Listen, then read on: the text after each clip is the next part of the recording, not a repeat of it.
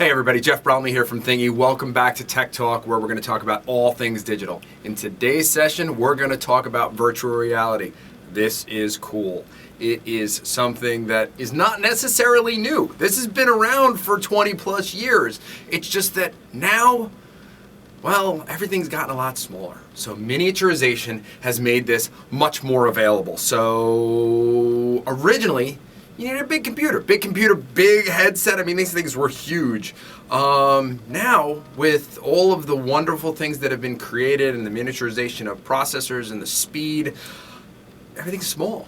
Everything's small. I could take it with me. I could take it on the go. It's portable. So it's no longer, I need this big honking computer here with me and this corded headset to put onto my big noodle. It's changed. It's portable. It's wonderful. So if you've been living under a rock, which I don't think you have, but we're going to kind of quickly review some of the players that are out there. You have the Google Cardboard, really basic, plain Jane, great opportunity to put some marketing on there and really, really put your brand on it. You have the Samsung VR Gear. It's great. It's portable. They've come out with the second version of it, so that's wonderful. And then you have the Oculus, which is basically the Ferrari of the virtual reality brands. It's pretty amazing out there. So we're talking about VR, and you say to me, Jeff, well, why does VR matter to me? Well, guess what? Similar to the voice interaction model and Amazon Alexa and Siri and all those other guys, this is a new way to change how we're going to communicate information to people in a visual manner. It's no longer an auditory manner, it's a visual manner. So how do we pump information directly into somebody's visual cortex? Which is what virtual reality allows us to do. It allows us to take away all of the external barriers and really get people to focus on a specific message. So let's take one of the most hectic places, like a trade show. Trade show floors are hectic. The marketers there are vying for your attention in every square foot of that trade show floor.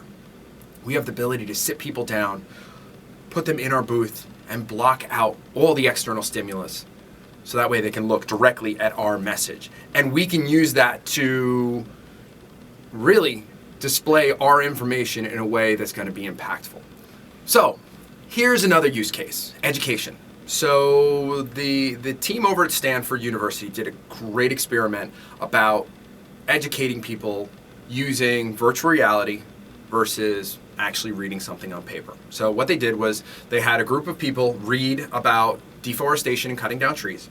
And then they had a second group which actually went through actually saw how somebody was cutting down a tree and what the impact was of that.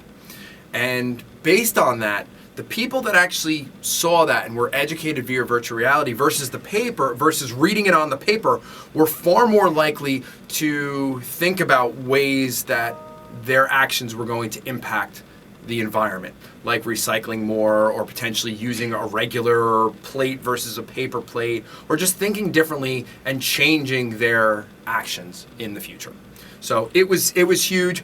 The link to it's below. Feel free to watch it. It's a great piece, but it's a great study. It shows how we can use virtual reality in a different way to educate people.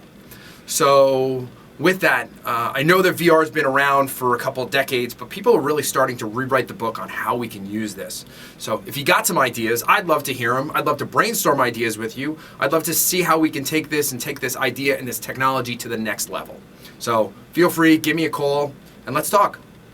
Did you like this video? If you did, you could do 3 things right now to help continue our technology journey together. 1, first subscribe to our YouTube channel. 2, like us on Facebook, LinkedIn, follow us on Twitter, or go to Thingee.com for more information. Look forward to seeing you next time. Until then, thanks.